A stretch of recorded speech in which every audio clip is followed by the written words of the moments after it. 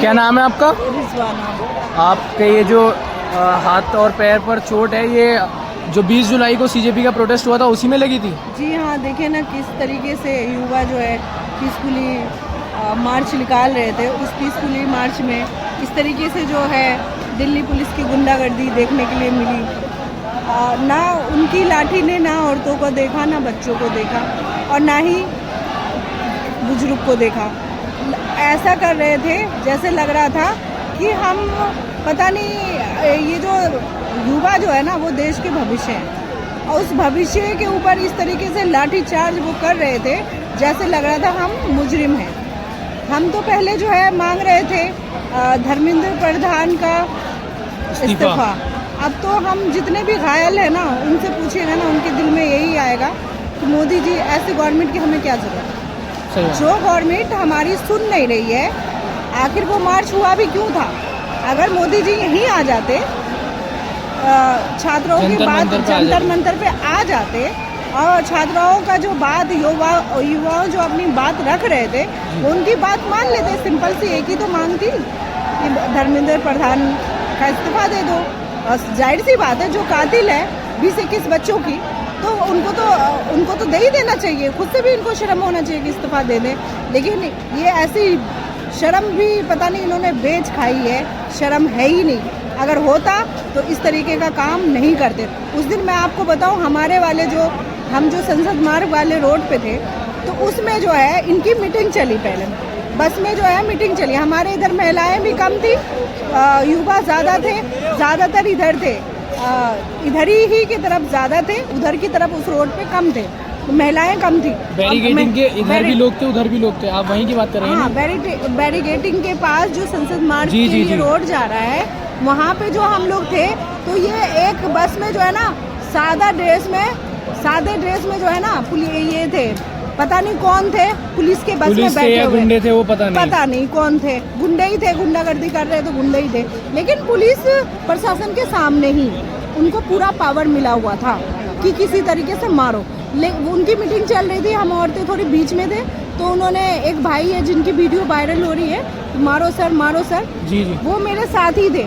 उन्होंने ही कहा कि आप लोग जो है थोड़ा आगे आ जाइए, ये इनकी इरादे ठीक नहीं लग रहे हैं। तो हो सकता है कि युवाओं को देख के जो है ये जेंट्स पुलिस है तो लाठीचार्ज कर दे, कुछ कर दे। तो हम लोगों को उन्होंने आगे किया, तो हम ही लोग नारा लगा रहे थे, हम ही लोग आगे थे, ब्रिगेड के सामने हम ही लोग थे। तो उस पर पता है बीच में सामने से जेंट्स पुलिस वाला मतलब 3-4 हम लोगों को, हम सिर्फ 2 थे आगे में, हम दोनों को जो है ऐसे धक्का दे रहे थे। तो ये पीछे से जो है लड़के मना कर रहे थे धक्का मत दो। फिर उधर से जो है घुस के पीछे अंदर की तरफ भीड़ में घुस के वो जो किसी को करंट शॉट लगा रहे हैं, बच्चों को, छोटे छोटे बच्चों को, 15 साल के बच्चों को, औरतों को पीछे से ऐसे करंट लगा रहे हैं। ऐसा लग रहा है मुंह से आवाज़ ही नहीं निकल रहा है, ऐसा लग रहा है बस अब गिर जाएंगे बेहोश होके। मेरे भी कमर में लगाया है, तो मुझे लग रहा है कि अब नहीं बचूंगी। पीछे से मुझे बोला गिरना मत। उनका इरादा था कि वो भगदड़ में किसी की जान चली जाए और सारा इल्ज़ाम इन्हीं के ऊपर आ जाएगा। हम ऐसा करते हैं कि भगदड़ में किसी की मौत हो जाए और मर जाए, और एक दूसरे पे चढ़ के ये लोग खुद ही आपस में मार तोड़ कर ले, इस तरीके का उनका इरादा था। लेकिन फिर भी कई तरह के इरादे थे, हम एक को हम नहीं नोटिस कर सकते हैं। लेकिन उस दिन जैसे इनकी प्लानिंग थी, उसके हिसाब से मुझे एक ये समझ में आ रहा है, एक ये कि हम लोगों का सांस नहीं आ रहा था बिल्कुल भी। तो हम पानी की बहुत कमी थी। पानी की नहीं, वहाँ पे जो जिस तरीके का जगह तो थी नहीं, और ये सारे 10-15 गुंडे जो घुस गए थे अंदर, तो वो धक्का दे रहे थे, हम औरतों को, मर्दों को धक्का दे रहे थे कि हम ब्रिगेड तोड़े। टूटते ही इनको जो है लाठीचार्ज का मौका मिल जाता। तो वही चीज़ मैं उनको कह रही थी, भैया पुलिस हाथ जोड़ रही थी कि थोड़ा सा मुझे जगह दीजिए, ना पीछे हम आ सकते थे ना आगे, सामने ही जाने का रास्ता था। हम बोले थे रास्ता दे दीजिए, मैं मर जाऊंगी, मुझे निकाल दीजिए। मैं इस तरीके का उनको रिक्वेस्ट कर रही थी। लेकिन वो क्या करे कि मैं गिर गई। गिरने के बाद ये जो मेरी चोट आई है ना, ये चोट मेरी लाठी खाने से नहीं आई। गिरने से आई है? नहीं, तो ये गिरी हुई थी मैं, और उसके ऊपर पुलिस वाले चढ़े हुए थे। बजाय हेल्प करने के वो पुलिस वाले, जेंट्स पुलिस वाले चढ़े हुए थे। और ये मेरे पैर पे जो है, पैर पे ये एक पुलिस वाला का पैर पे मेरे पैर पे पैर रखे हुआ था। शूज़ उनकी कैसी हैवी होती है, उससे कुचल रहे थे। एक सरदार भाई पीछे से मुझे पकड़े हुए कि इसे गिरने ना दो, चढ़ ना जाए कोई। अब पुलिस वाले को हटने का नाम ही नहीं।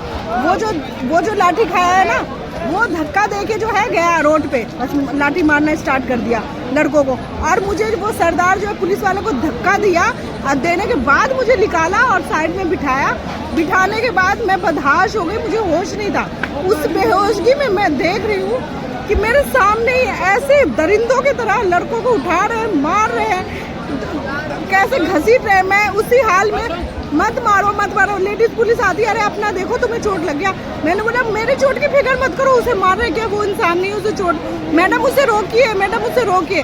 जब तक वहाँ पे मीडिया वाले कोई नहीं आ पाए थे, क्योंकि सारे मीडिया वाले इधर ही थे और उधर जो है कम थे, जाने भी नहीं दे रहे थे उस दिन। मीडिया वालों को ज़्यादातर जाने भी नहीं दे रहे थे। जब लाठी चार्ज हुआ तो बहुत सारे लोगों को पता भी नहीं कि लाठी चार्ज हुआ है। फिर उसके बाद जो है मैं गई उसको बचाने के लिए, लड़के को उसी में उठ के, तो लेडीज़ पुलिस 6-7 आके मुझे डिटेन कर रही है।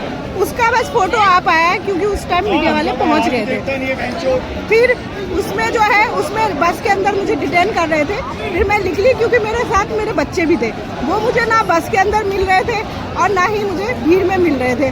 तो मैं उनसे लड़ रही थी कि मैडम आप मेरे बच्चों को ला के दो, नहीं तो मुझे ढूंढने दो, आप डिटेन मुझे कैसे कर सकती हो, मेरे बच्चों का क्या हाल है क्या नहीं मुझे देखने दो।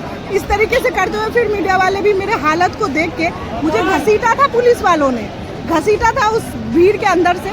तो उसमें मेरे कपड़े फट गए थे, मुझे काफ़ी चोटें थी उस टाइम में, पैर से भी खून बह रहा था।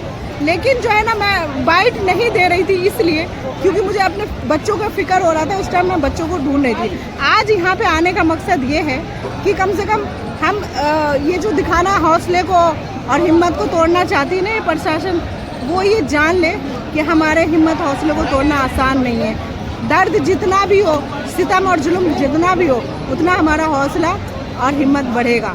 उसी हिम्मत को और मजबूती देने के लिए मैं इस हाल में भी आई हूँ, ताकि औरों का भी हिम्मत बने और वो लोग आए।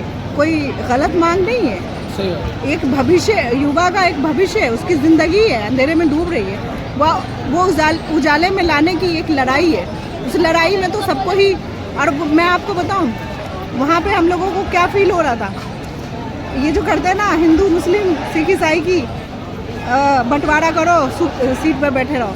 हमें उस दिन हम बताएं, एक एक बच्चा, एक एक भाई, मैं भी किसी के लिए माँ थी उस टाइम में, हम एक फैमिली थे और हमें गाइड करने वाला कोई नहीं था। हम एक दूसरे का ध्यान रखने वाले थे।